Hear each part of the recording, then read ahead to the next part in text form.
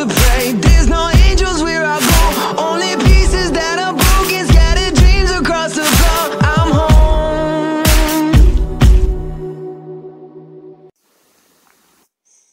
Alrighty, hello everybody, this is Kiru Show here. Now then, when we last left off, Deku and everyone else had just returned from Hell, along with All Might actually discovering that a lot of this armor Deku actually essentially has, it is very durable. If not, it's nearly indestructible on Earth. Now, along with the fact that now All Might has synthetic organs, if not at least clone organs made from his own genetic makeup, that basically helps with his shortcomings, as he is now able to at least use 80% of one for all at a maximum. But that's if he physically exerts himself over what he already thinks, since his body has been through far too much trauma in his lifetime. Now, Deku, everyone else is having a good time and actually thinking, while Deku, he's essentially just sitting down thinking. And each time he's trying to figure things out, he just comes to the same conclusion that just pisses him off more. He's thinking that Ibarra is still in the Ninth Circle. Okay.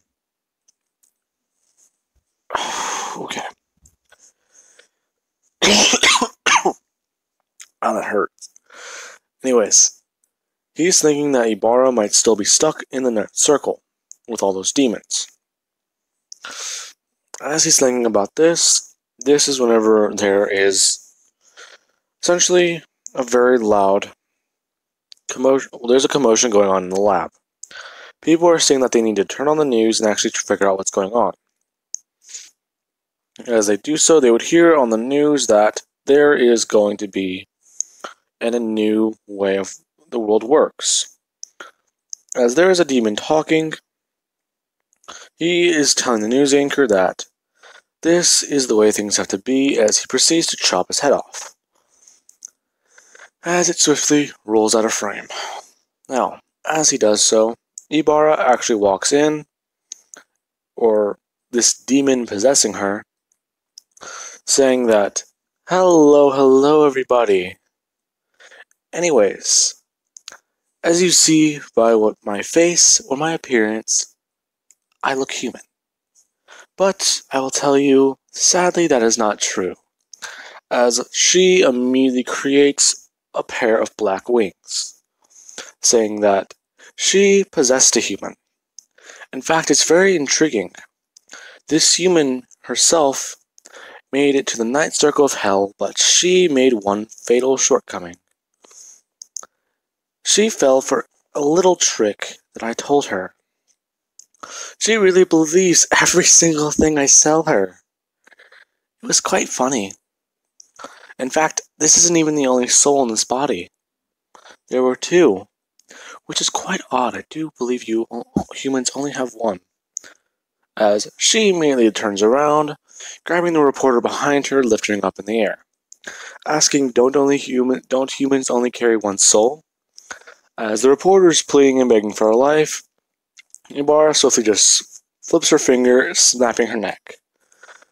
As she says, pity, I didn't even get my question answered. Well, I'll figure it out whenever I destroy this entire city. So, I have a little message for the Slayer. Come and get me.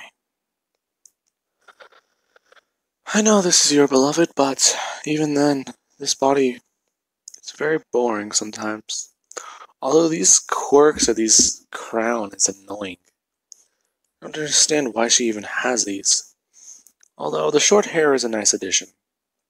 I will give her one thing.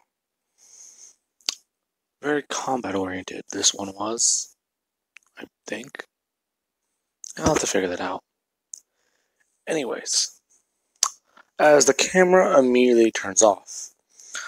Now then, as that happened, Deku, he's still sitting there, and people watch as his eyes begin glowing a darker red. he immediately just asked, "What city?" As they say that was in Aldridge. But he's confused. You said that lady was a general of the devil, right? That's what I thought. But it appears not. Everything that comes out of that fucking chick's mouth is a lie. And that's what just pisses me off more. She thought she was going to kill me. No, she left me alive. That was her mistake. But that's not even the worst part. What are you talking about? We need to gather up the rest of Class 1A. I have a plan. But, oh, hang on. But my plan isn't going to work. At least I don't believe it will. So, she's on Earth at least. But in the last 16 hours, she's managed to rally and call the most powerful demons to her side. Not just that, she is ready for war. Now, she wants me. I'm just going to go straight to her and see what happens. As he starts walking out the door, Bakugo immediately stands in his way, putting his arm up saying that, "You know this isn't the right call. You left me in charge because you believed I would know what to do without you there. So I'm telling you, not as your friend, but as your comrade, that this is stupid. She wants you to walk straight into her den just so that you can do what? From what you said last time, she nearly killed you, and you're still injured." Yes, that's true, but she has Ibarra's soul, and just her wearing her face and killing with it is enough. That Ibarra herself wouldn't even want this. As Bakugo sees Deku curling his fingers, he can completely understand what Deku's going through. Bakugo would just say that, "At least let us help," as Deku just shouts no and just immediately pushes Bakugo out of the way. As he does this, he immediately just begins trying to create his wings, but as soon as the little pieces that are a part of his back break outwards, this is whenever two slots would open up and Deku's actually able to fold his wings outside of the armor. He's thinking that it's a good thing May specialized these for him, as he immediately just leaps off into the air, actually taking flight.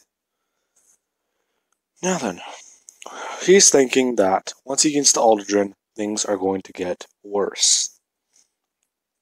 Now, once he arrives, he actually finds that whatever they are doing here, it has gotten a lot worse than he even thought. Now, this is war. Deku immediately arrives and he actually sees that they are trying to make the portal large enough for an ancient one, or an ancient titan, which they are somewhat succeeding in, as the titan is actually a third of the way through.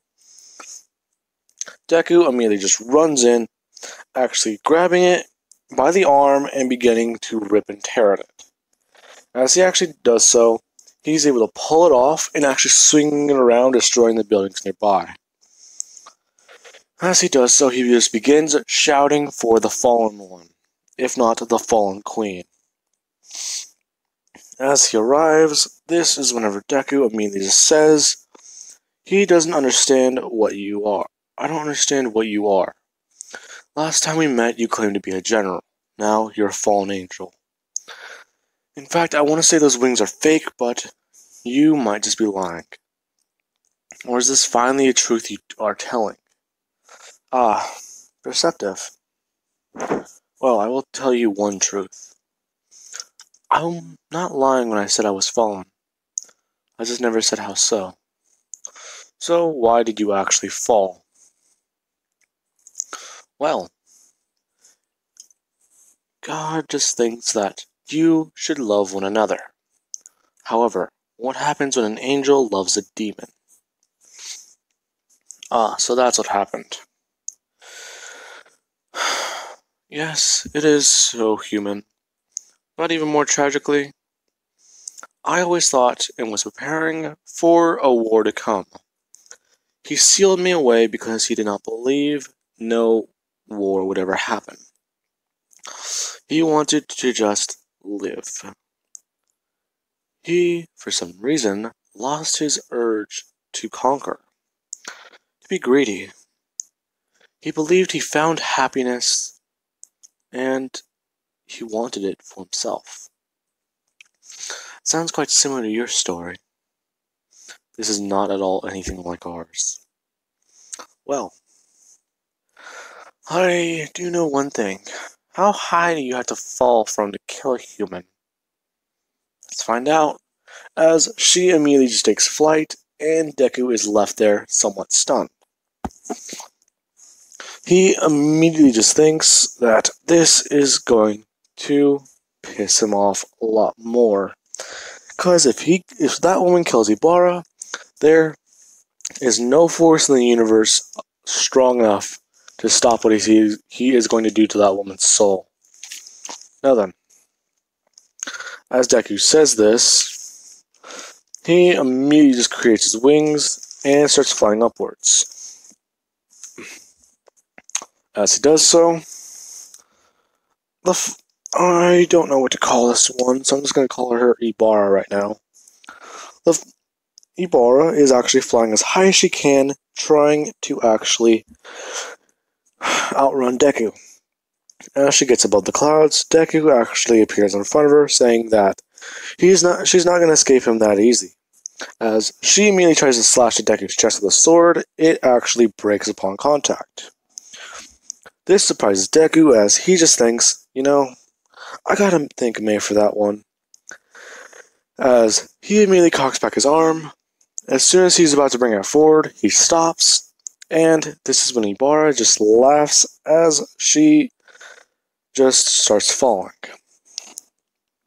As soon as she does so, she actually goes from falling flat to going into a nosedive.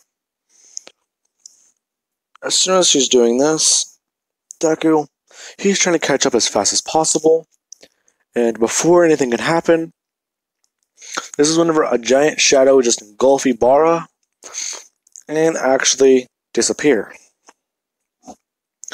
This is very confusing to Deku as he's looking around, and this is whenever he would just see Dark Shadow along with everyone else that went to hell, along with All Might. Now then, Deku just asks what they're doing here, and Dark Shadow is actually holding Ibarra somewhat in a cage of darkness, saying that they came here to actually help him because he was going to do something stupid. Now then, All Might actually says that he's still not very sure what's going on, but young Midoriya, you are letting your emotions cloud you. And what about you?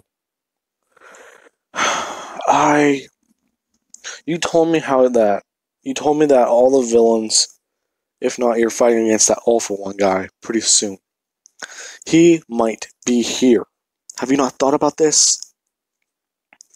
As he's saying that, this is whenever a portal would actually open up. As you see All For One, Shigaraki, and the League of Villains. Deku is immediately thinking that, oh great, they are here. So, what deal did you give them? Oh, it was quite simple. I just had to fix that man's face. You didn't. Oh yes, I did, Slayer. It's quite simple, in fact. Cause enough carnage to make all the heroes come and play. And then watch people get absolutely decimated in the streets. It's gonna be a riot, don't you agree? All because this little girl thought she could find something she lost. Quite greedy, I must say. Now, Deku actually turns and he sees All For One without his mask. He is very confused, thinking that, okay, so this guy is All For One. He doesn't look like anything. As All Might immediately begins rushing forward, he goes to attack All For One. And this is whenever All For One immediately cocks his arm backwards and immediately brings forward the All Might killing weapon. As soon as that happens, Deku immediately appears right in front of All For One, actually holding back his fist, actually struggling against it. All For One immediately uses his other arm and actually creates the same thing, going to punch into Deku. He immediately punches into Deku's chest, and the bones actually break. This is actually surprising to All For One as he begins screaming. This is when Deku would go on stating that he is not even sure you can break this. The only one who could break this is probably the big man upstairs.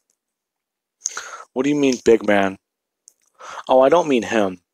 As Deku immediately jumps backwards, there all you see is a giant titan just come down and smash on to All For One. Now, this is actually Dark Shadow, or Tokoyami. That's his name. He created a giant shadow monster, able to actually essentially be the size of almost a titan. This thing is at least like 50. No, that's still skyscraper height. This thing's at least 30 stories tall. That's a pretty good height. Now then, this is whenever Deku, he just immediately just says that whatever training you guys did in hell, it was pretty good. But where's Ibarra? She got away, but we'll find her. I doubt that.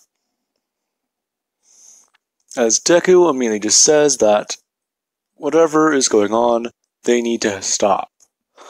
So you guys should be able to handle this guy, right? I'll handle Ibarra. As Deku begins flying away.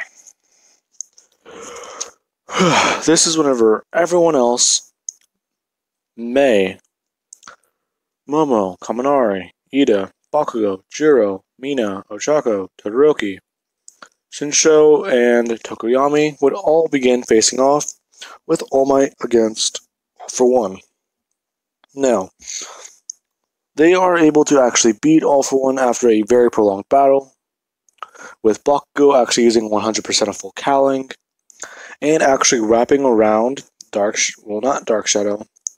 He would wrap around Black Whip all around his body until he is able to essentially make a darkened stealth suit.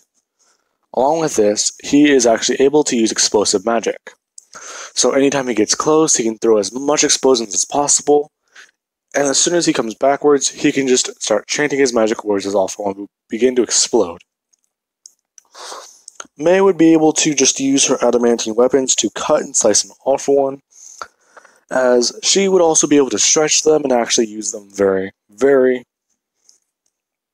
very thoroughly against him. Momo could just do her giant mallet thing where she can use sticky magic and actually stick All For One in place or freeze him if she wanted to. Todoroki can essentially just throw Hellfire at All For One and actually ice at him to actually just cover him and essentially burn All For One, stopping his healing factor. While Mina, she can just throw... She worked on slime magic, so she can actually turn whatever All For One tries throwing at them. She can turn parts of it into slime because she still needs to master it. But she was also trying to work on different things. Now then, she doesn't take things as seriously, so 5 years is a very good thing, since I'm saying she did not master it yet. Also, Mina picking up a book is like a fucking blue moon. Now, Ochako is actually somewhat trying to use gravity magic to weigh down All For One's essential hands or his giant constructions, as Shinsho is actually trying to work on brainwashing All For One to get him to calm down, if not to completely stop. Or he's just trying to hypnotize him. Now then, while this is going on, They are all fighting against All For One, working in unison to take him down as much as they can, essentially closing him off to the rest of the league, as they can slowly build up numbers fighting against him. Now then, Deku is still chasing after Ibarra, and he would finally catch up, as she actually tries aiming for his face this time. Deku immediately just turns his head as she slices into the helmet. She just leaves a giant mark on it, as Deku just says, this suit is not, she's not going to get through this suit. This stuff is very durable, but what is wrong with you? Deku just grabs her wrist and immediately just starts plummeting to the ground with her. As these two fall and land, Deku just saying that whatever she is or whoever she is, just get out of Ibarra. You have corrupted her far enough. Oh, you don't understand, do you? I don't possess good people. I possess those who have already been corrupted. And her experiences with you are oh so sweet. Don't you agree? But I must say though, being able to experience all these thoughts and emotions, especially what she thinks about you, is very, very, as the doctor interrupts, just somewhat screaming for help. As Deku realizes that they are still in there, he immediately tells them that they need to fight, if not, they just need to try and force her out. As the doctor gets out as few words as possible, saying that they're stuck, if not, they can't move. Now then, Deku is actually thinking about what should he do next, or what should happen. But he comes to the conclusion that he just needs to figure this out and not follow his fist for once. He might need to just talk this through. As he takes off his helmet, revealing his face. As all these three are fighting for dominance inside Ibarra's body, Deku just says that it'll be fine, and he just starts calling Ibarra's name, trying to pull her to the surface. As Deku gets her attention and she's actually able to get into control, the wings are starting to go back into the fold behind Ibarra. Deku's telling her that it'll be okay, he might know something for this. This is whenever the Fallen takes back over, shouting that he cannot get rid of her. She's been around for eons and she plans on being around for other eons. As she actually throws a punch at Deku, her hand stops in front of it as she grabs her own wrist. These two begin fighting for more control. Deku's watching, and this is whenever an angel would appear, somewhat confusing Deku. He asks what's going on, and the angel would just say that they are interlocked in essentially trying to fight for who gets control. I'm not sure what will happen to the losers. Losers? What do you mean? Well, the only other times in history this has happened was, I believe, twice. Humans can't really understand or go through this as much. The entity will win, and those two will die. But if they're fighting together, then that means both of them have a chance. So, you're just going to let this happen? I cannot interfere, human. You do not understand. Deku immediately just grabs the angel by the throat, telling him, you don't understand. How would you feel if someone you loved is going through this? You don't understand anything, do you? Let me go. No. I will let you go when you get it through your head. As Deku immediately pulls him closer, actually retrieving a blade from his gauntlet.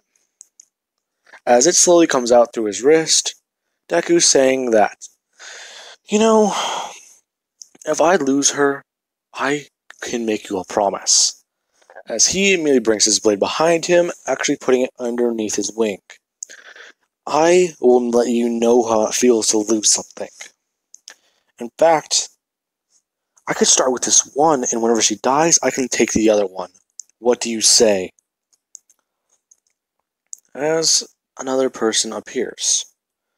This is actually another angel, saying that he has given you a chance. You just need to take this item and essentially fight with your beloved. As she actually holds out a sword. This sword can contain and, if not release, the souls trapped. You will have to figure out which one is actually her and go through a trial. So, your way of fixing your problem is having me do it? No. Why would you even say that? Because this is exactly what you're doing. It's nothing like that at all.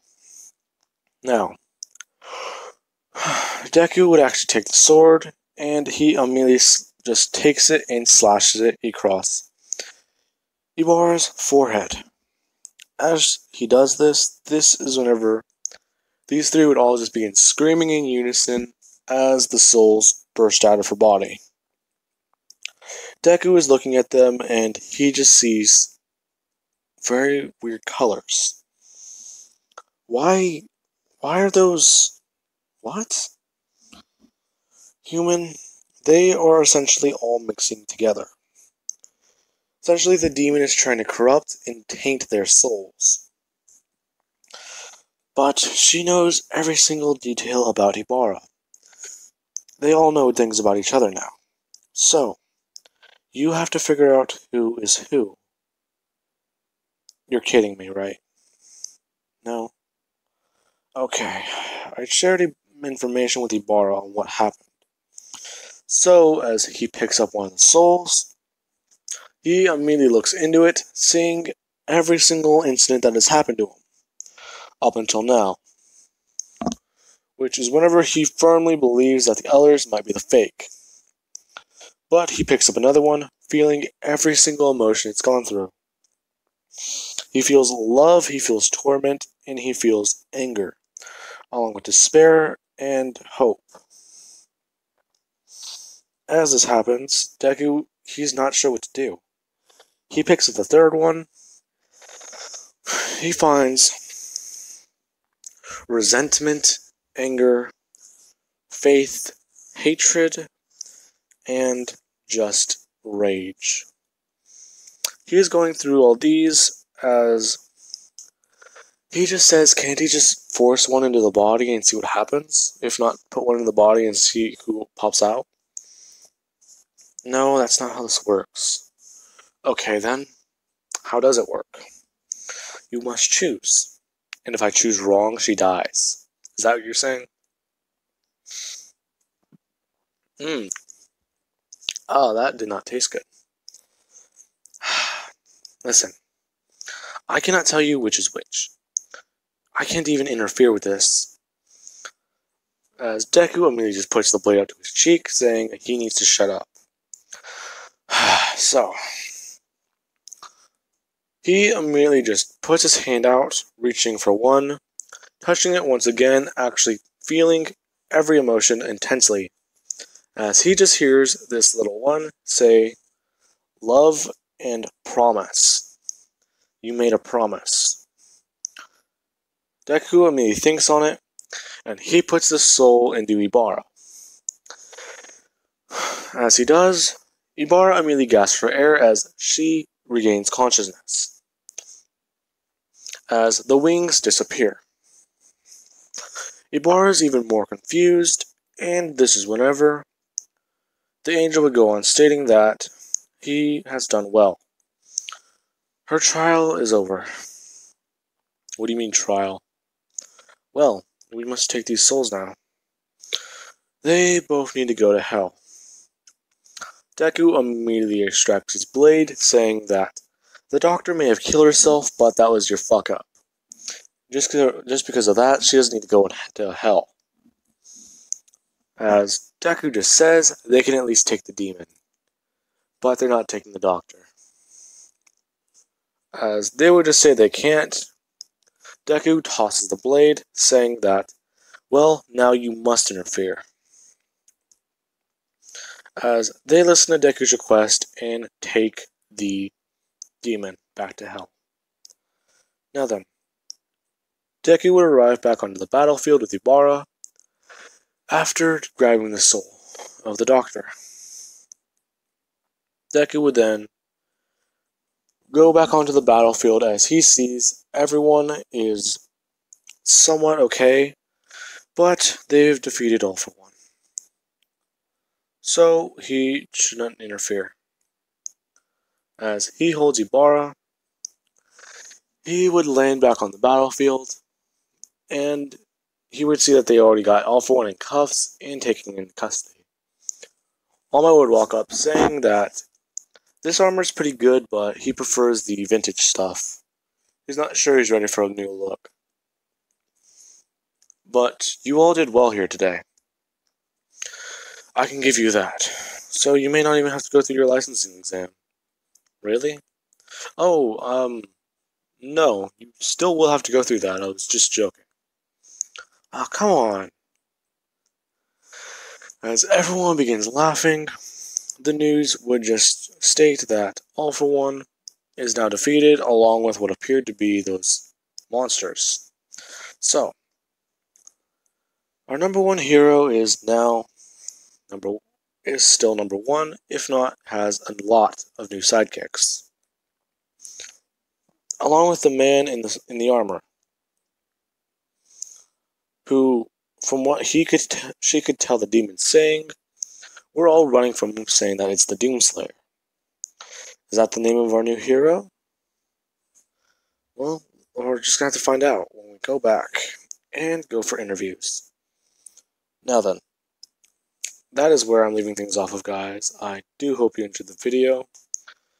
And I know that I still have to go over the Big 3 fight and professional licenses, but the Big 3 fight would end very quickly. Well, actually, the Big 3 fight would happen, but everyone else would just defeat the Big 3 very easily, as Deku immediately just takes out Nejire, Tamaki, and Mirio's permeation. As soon as Mirio gets solid and goes to punch Deku, he would just be met with breaking his hand. That's all that would ever happen to him. And the provisional licenses, Deku would actually ace in, but he did not wear his armor for the rescue portion. However, the combat portion, he basically just beat everyone because he's able to fly around and he has Ibarra. Along with her hair going from a dark black to now a very light white. A very snow white color. Now then, they would ace it and everyone in UA would actually pass, along with Todoroki actually getting his license. Now then, there is somebody in the shadows who has had a very hard time. They see everyone else jump leaps and bounds as they just keep advancing, getting further ahead of him. But they don't know what to do about it. So this is whenever Kirishima would actually come up to Deku one day and ask him if he can train him. Because he sees how much stronger everyone else has become. And he couldn't help people before, but now he can. That's why he wants to be a hero. Deku immediately just says, okay, how hard can you get? Kirishima would say pretty hard, as Deku would just state, okay, harden up and I'll throw a punch. Kirishima would harden up as Deku throws a punch, sending him flying into a tree. And Kirishima would actually just pass out, if not break something. Alrighty, Kirishima, gotta work on that. As this is where we will be ending the series. Now, when I say ending the series, I mean that it is going on hiatus until Season 4 is over. Now, let us begin the drawing.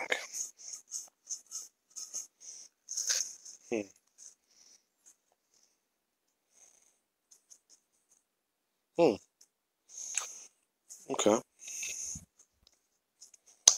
I got Black Butler. I'm surprised that was actually what I picked. Two fell out. Anyways, I do hope you guys enjoyed the video and have an amazing night.